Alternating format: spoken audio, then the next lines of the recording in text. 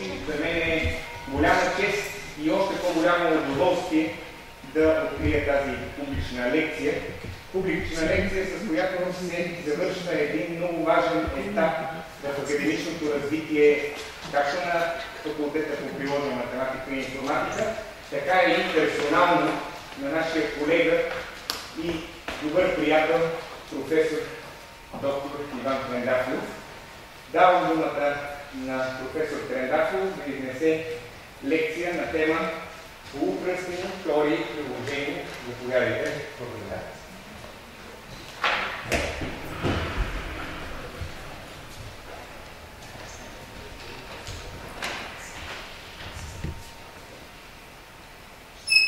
Уважаеми колеги, темата на лекцията е полупръстени теории и приложения. Аз искам да започна с един такъв въпрос, който показва, че полупръстените не са полу нещо, а са всъщност нещо съвсем естествено.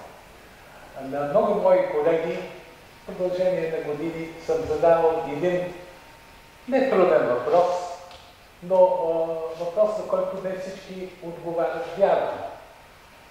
С какви числа работи теория на числата?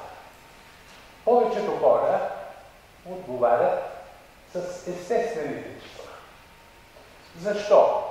Ами, например, заради думите на Кронекер, които горе са написани, които преведени на български означават, че естествените числа са ни дадени от Бога, а всичко друго е човешко творение. Или пък може би с това, че теория на числата се занимава много с изучаване на простите числа, а простите числа са, разбира се, естествени. Верният отговор не е този. Верният отговор е, че теория на числата се занимава с целите числа. Още Гаус е доказал много теореми, примерно закона за квадратичните остатъци, където там се появяват и отрицателни числа. Но факт е, че естествените числа се възприемат като нещо съвсем естествено в нашите занимания по математика. Ето защо е логично да се зададе въпроса: а има ли други множества, чиято алгебрична структура е подобна на тази на естествените числа? Пред вас стои написано положителните рационални числа и положителните реални числа изпълняват тези свойства. Какви всъщност са свойствата? Имаме събиране, имаме умножение, но няма изваждане и няма делене. Това са всъщност основните дефиниции на понятието полупръстен. Понятието полупръстен официално, основно е въведено от американския математик Хари Вандивър през 1934 година и пред вас нещо не са виждали.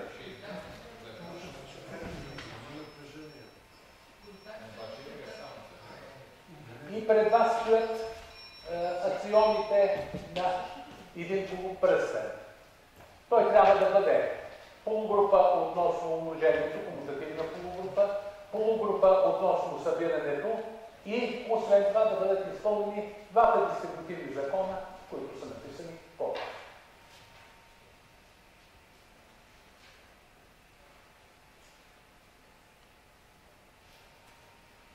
Написал съм там какво наричаме нула и единица, защото нулата и единицата са важните елементи, в които в повечето теореми, в повечето твърдения, леми и така нататък, свързани с полупръстените, се използват. Когато комутативната полугрупа е Абелова група, полупръстенът става пръстен. Теория на пръстените е в центъра на алгебрата. Тя е една от най-развитите алгебрични теории. Но вижте в долната таблица какво е съотношението между полупръстените и пръстените. Докато полупръстените са от втори ред, са два пъти повече от пръстените, от трети ред те стават 11 пъти повече и оттам нататък главоломно расте броят на полупръстените. Поради тази причина теорията на полупръстените е значително по-слабо развита от теорията на пръстените.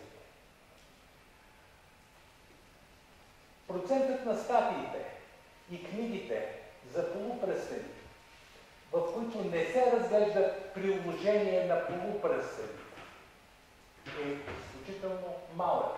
Той е някъде около 5%. Защо това е така? Защото полупръстените представляват една силно приложна теория.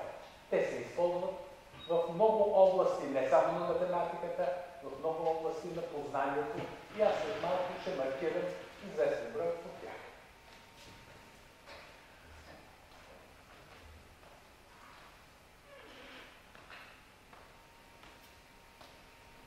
Държа да отбележа, че статиите и книгите за полупръстени, техният брой много силно се увеличава.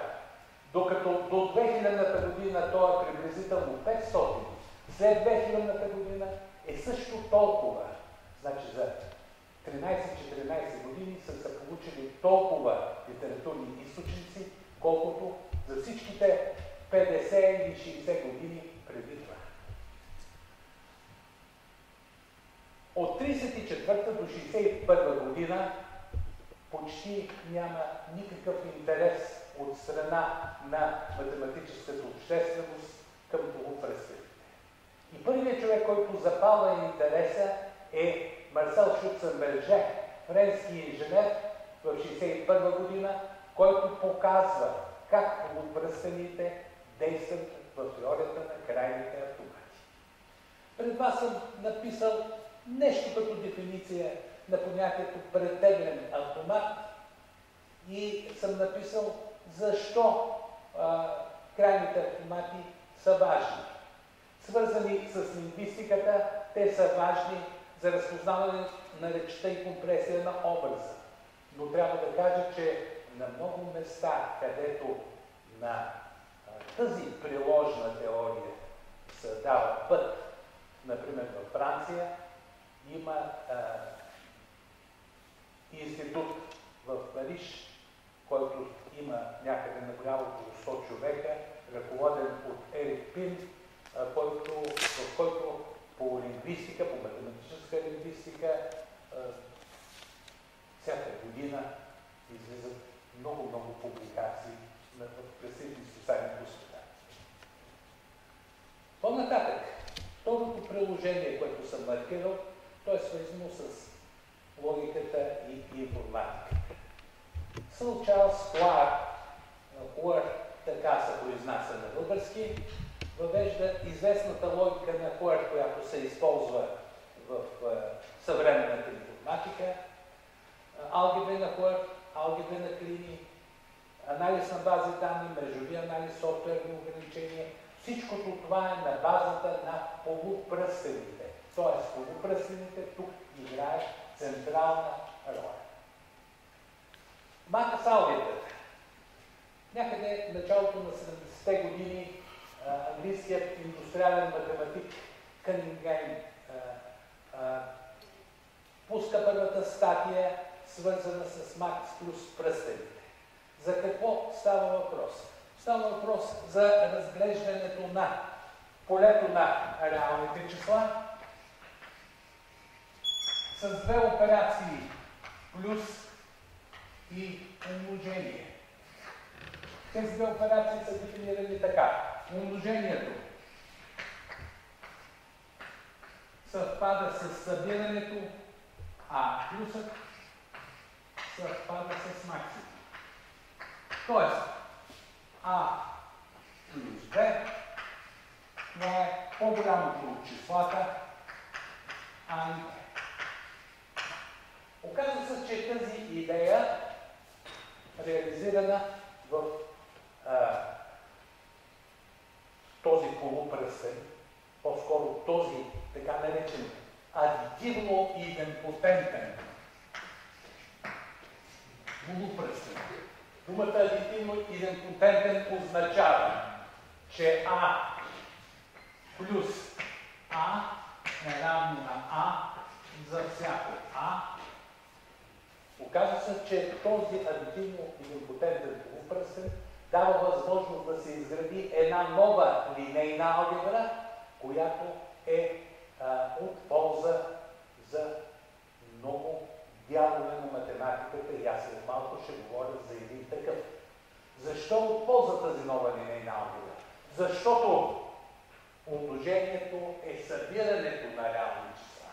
Умножението на матрици е събиране на матрици, което означава, че всичките матрици са обратими. Няма необратими матрици и оттам една много лесна линейна алгебра. Тази идея продължава в 1985 година руският академик Виктор Павлович Маслов. Виктор Павлович Маслов ръководи една голяма школа около себе си. Излизат много и дълбоки работи. Те са на базата на разгледаната линейна алгебра, но по същество това са работи по оптимизация. Развива се оптимизационна теория. И аз тук съм написал какви са оптимизациите, с които се занимава Маслов и не само той, има вече негови последователи в целия математически свят.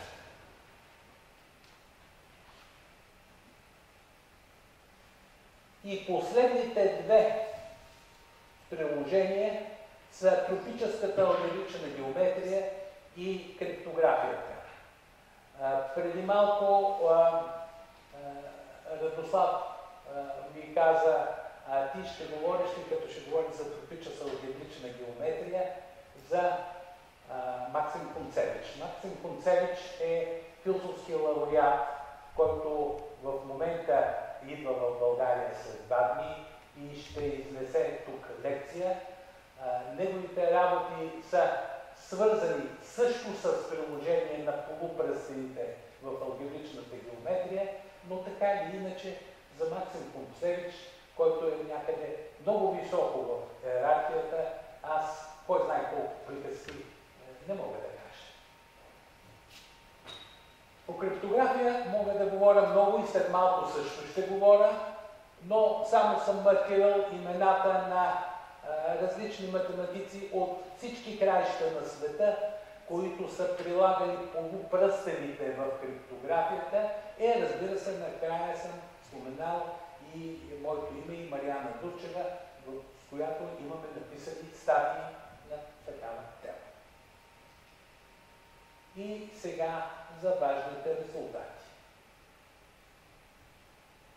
Тъй като понятието полурешетка и в частност понятието решетка не са особено популярни, аз съм написал дефиницията на полурешетка, където имаме дизюнкция на всеки два елемента.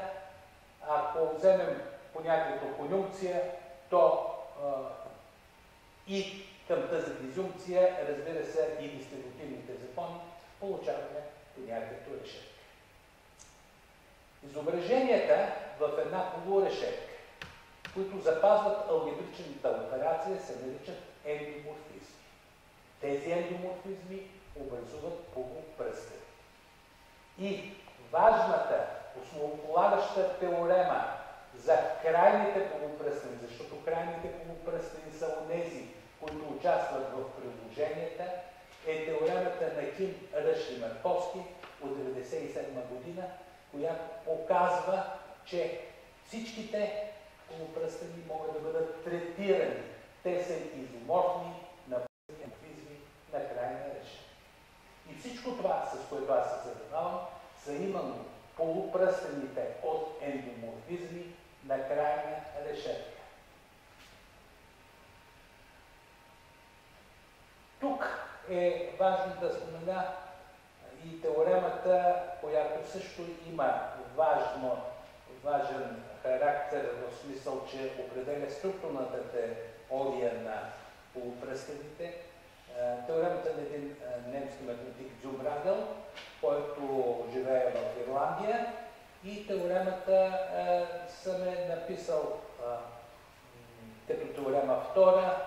Думата плътен не съм я дефинирал, просто защото тя не е необходима в тази теорема. Защо не е необходима? Заради следващата теорема трета, която сега ще я покажа.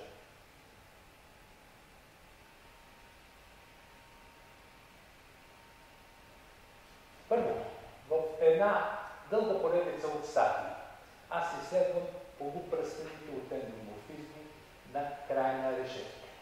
И с метода на пробите и грешките установих, че колкото решетката е по-сложна, толкова полупръстенът от ендоморфизмите е по-тривиален, по-прост. И колкото решетката е по-проста, толкова този полупръстен има по-богата структура. В резултат на това мога да кажа, че от тук нататък заниманията ми започнаха да се избистрят за полупръстени от ендоморфизми на крайна верига. Крайната верига, мислете си числата 0,1 до N+1, това е най-простото съществуващо нещо.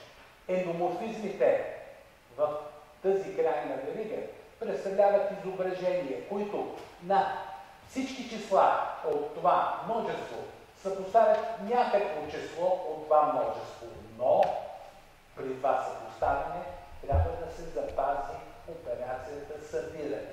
Тоест, ако два елемента И и Ж,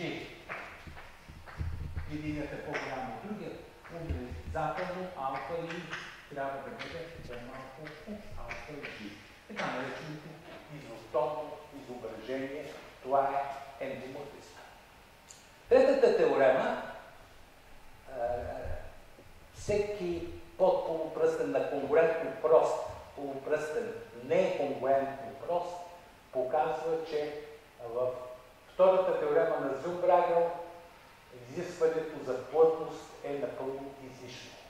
Тоест, показва, че подполупръстени, които са конгруентно прости, няма, а само най-големият полупръстен, само той и единствено той е конгруентно прост.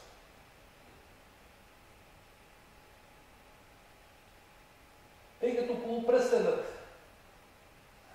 който съм го маркирал там, ECN, има нулев елемент, то е логично да се говори за това важно понятие в алгебрата нилпотентни елементи. Това се наричат такива, които на някаква степен стават нулевият елемент. Следващата важна теорема, която съм маркирал, това е теорема 4, която описва нилпотентните елементи в въпросният полупръстен. Не само, че ги описва, че доказва, че са полупръстен, но намира и редът на този полупръстен. Редът на този полупръстен е едно забележително число. От числата на Каталан. Числата на Каталан аз съм написал там пред вас. Четете, че са под името на белгийския математик Каталан и също така са много добре изучени от преди много години.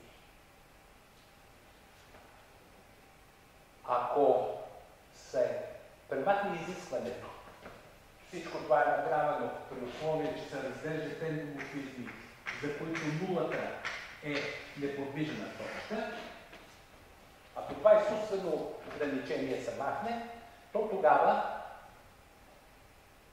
имаме, разбира се, нилпотентни елементи, но тогава може да говорим и за такива елементи, които на някаква си степен, такива изображения, които на някаква си степен МК стават изображението К-черта.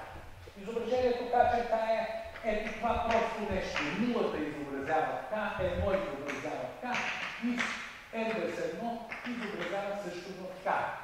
Ето така. Накратко се означава изображението К-черта. Изучавайки така наречените К-нилпотентни елементи, ние стигаме до тази теорема 5, където съвсем естествено числата на Каталан отново се появяват, но този път не само едно число на Каталан, а се появяват произведения от различни числа на Каталан в реда на полупръстена. Усложнявайки тази ситуация, се появява и въпросната теорема 6, но преди това да кажа. Основните елементи на един краен полупръстен, това са идемпотентите. Идемпотентите са такива елементи, които на квадрат дават себе си. Какво правя аз? Разбивам целият полупръстен чрез една релация на еквивалентност на парчета и във всяко такова парче стои по един идемпотент. Доказвам, че всяко такова парче има алгебрична структура е полупръстен и този полупръстен има този ужасяващо сложен ред, който е написан в теорема 6. И сега, групирайки тези три резултата, теорема 4, 5 и 6, човек е хубаво да каже не като Шопа по-високо от Витоша нема, ами да погледне да види има ли други планини по-високи от Витоша. И то не само да гледа Рила, Родопите, Пирин или пък евентуално някъде на запад, а да погледне най-високата планина Хималаите. Така че аз в момента съм обърнал взор към тази най-високата планина, към Еверест на комбинаториката.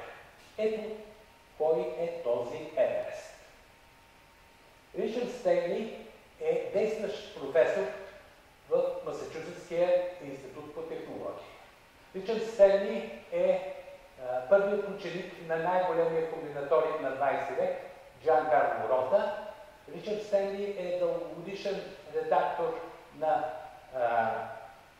основното списание по комбинаторика, което в момента е комбинаторика от Journal се казва, Journal of Combinatorics.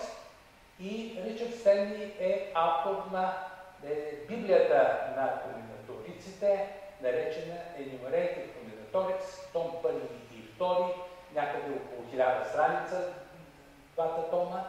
И на страница 180 до 200 той разглежда много приложения на числата на Каталан.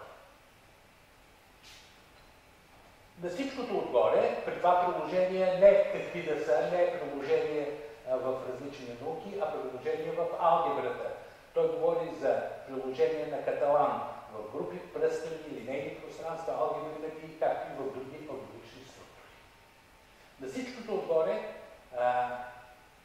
Ричард Стенли, който се шегува със себе си и казва, че е изпаднал не в каталономания, публикува на личната си страница една книга, последна един сайт, където допълва всякакви примери за числа на Каталан и последната версия от 25 май 2013 година, огромен брой от ситуации в алгебрата, много от тях, в които се срещат числа на Каталан. Е това, което искам да подчертая, че тези три теореми не се срещат в книгите на Ричард Стенли. Тоест, че те са нещо, което е различно от познато. Нещо, което може да спори за добро авторство с най-големият комбинаторик. Тук е мястото да кажа нещо, което може би ще ви се стори странно. Но теорема 4, 5 и 6, които току-що ви показах, ето ги 5 и 6 тук, 4 на предната страница, 4 и 5 на предната страница, тези теореми не съм ги доказал аз. Верно, че звучи странно, как така се пише името, не съм ги доказал, но истината е, че аз съм създал алгебричната основа да бъдат доказани тези теореми. Теоремите имат чисто комбинаторно доказателство, а аз той нещо не го мога. Съавторът ми, доцент Владева, е направила всичко това. Как го е направила, съвсем точно не знам, защото не съм вникнал във всички комбинаторни подробности, но така или иначе тези теореми са верни.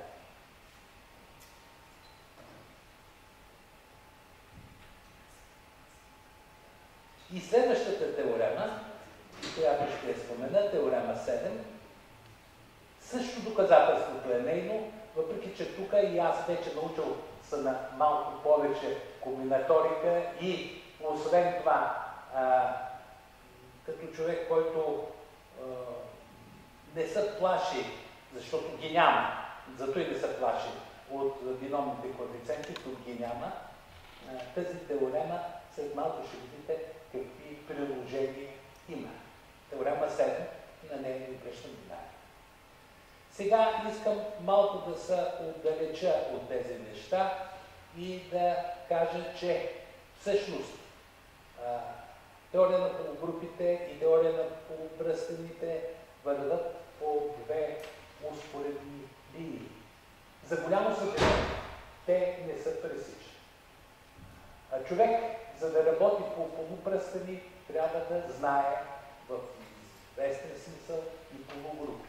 И аз съм имал щастието един човек да ми помогне да навляза в теория на полугрупите, който си тук и е доцент на Гибишев. Така или иначе обаче, в световната история няма хора, които да са работили и по полупръстени, и по полугрупи. С много малки изключения. Хари Ван Дилър има няколко такива работи, след това има един руснак, по-скоро една жена руснак, Ана Айзенштадт и горе-долу толкова.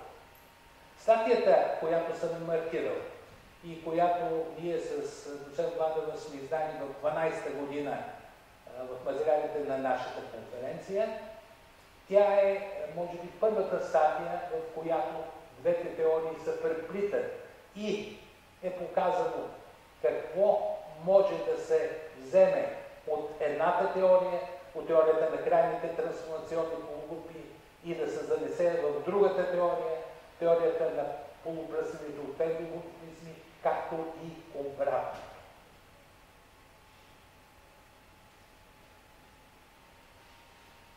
Това съм го маркирал тук и съм го описал по някакъв начин, но искам да прочита тези важни думи, че статията дава идеята за един трансферен прозорец. Резултати от едната теория да се пренесат или да се потърсят техни аналози в другата, както и обратно.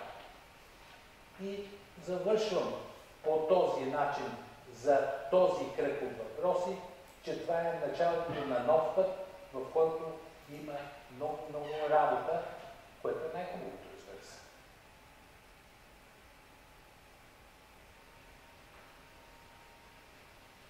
Нови криптографски приложения.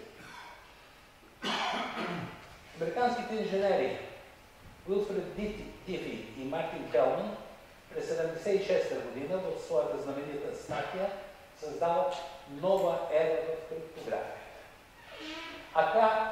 За да разберете как се реализира идеята на Дифи и Хелман в криптографията с открит ключ и как теорема 7 влияе в това представяне.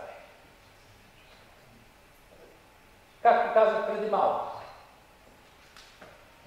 всеки ендоморфизъм можем да го разглеждаме като наредена енторка А1, А0 до АН-1. Това са образите чрез ендоморфизма на числата от 0 до N-1, при това с въпросното ограничение. И какво правят Алис и Боб? Алис и Боб така романтично в американската криптография се наричат всъщност два компютъра, които комуникират помежду си. Алис избира случайно два полинома и една дясна единица. Дясната единица ε1 е елемент от този полупръстен и произведението, там дето четете kn плюс 1 минус kn, представлява реда на този полупръстен. Тоест избора на въпросното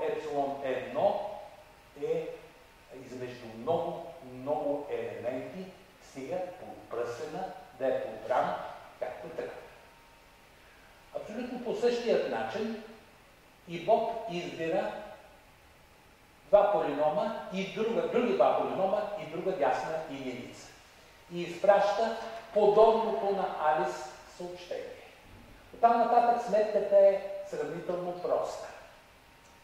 Алис пресмята и получава една поредица P1 алфа, P2 алфа, Q1 бета, Q2 бета. Пресмятанията на Боб са същите, използвайки своя секретен ключ и получава същия резултат. По този начин те получават общ секретен ключ и никой от публиката не знае кой е той, защото той не може да бъде възстановен, тъй като тези ε1 и ε2 са скрити и няма как да бъдат разбрани. Това е, както казвам, единственият от няколкото протокола, които ние в момента работим с Мариана и които ще се появят в една статия в края на тази календарна година. Тези приложения на криптографията също са началото на друг път с много работа. И последно, петата ми последна точка, е любимото дете на автора, полупръстени симплекси и симплициални комплекси, т.е. как теорията на полупръстените е свързана с една друга важна топологична теория, наречена алгебрична топология. Основна дефиниция в алгебричната топология е понятието симплициален комплекс. То е нещо съвсем простичко. Имаме някакви точки и имаме някакви подмножества от тези точки. Значи, примерно, може да си мислим, че имаме тези 4 точки и множеството състоящо се от тази отсечка, свързваща тези двете, и тези двете се нарича симплициален комплекс. Ако ние се откажем от тези две точки, например, ето това се нарича само симплекс. Ето по-нататък и дефинициите. Понятието размерност на симплициален комплекс, понятието стена са нещо, което лесно можем да интерпретираме, ако си представим, да кажем, стереометричната фигура тетраедър. Върховете са върховете на тетраедъра, стените са ръбовете на тетраедъра, това са стените с размерност 1, истинските стени, които сме свикнали, това са стените на тетраедъра с размерност 2. Тетраедъра е стена на някакъв по-сложен симплекс в четиримерното пространство с размерност 3 и тъй нататък, и тъй нататък. В тази много красива изградена алгебрична топология полупръстените намират много ясен израз.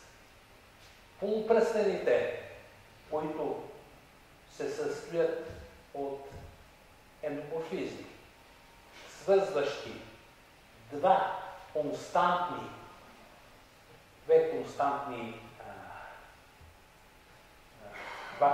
ендоморфизма, се наричат стрингове, другите триъгълници и тетраедри и тъй нататък. И малко картинки.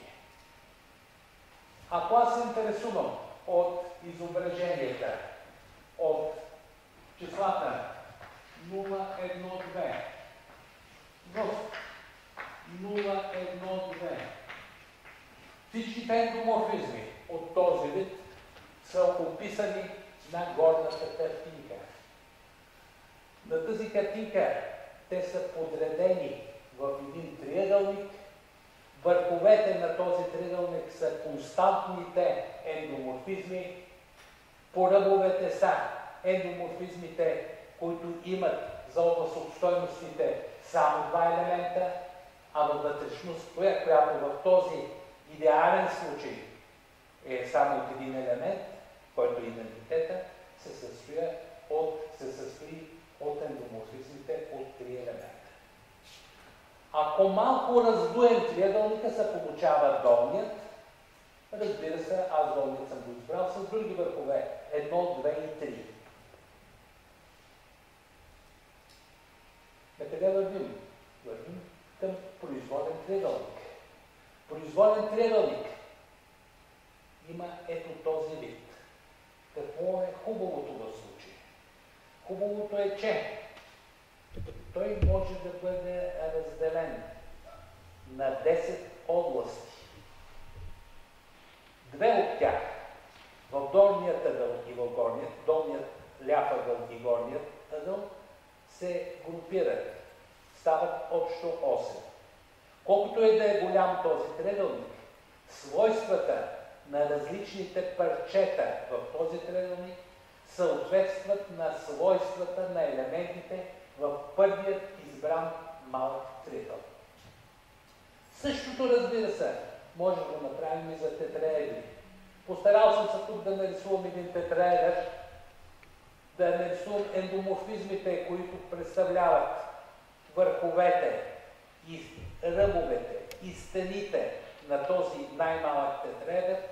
Този най-малък тетраедър има 35 елемента и всъщност съм доказал, че всеки друг тетраедър, който се получава като го раздуем този, може да бъде разделен на толкова области и всичките тези области съответстват на елементите на разгледания тетраедър. И преди да свърша, да кажа няколко теореми. Една от статиите, с която не успях да кандидатствам за професурата, излезе около седмица след последната дата. Това е статия излязла през месец април тази година и тук аз съм написал 3 теореми, които са доволно важни за тази теория. Защо употребявам такъв силен термин важни? Мога да употребя и още по-силен термин красиви, защото това, което представлява алгебрична структура, много хармонично е свързано с това, което представлява топологична структура.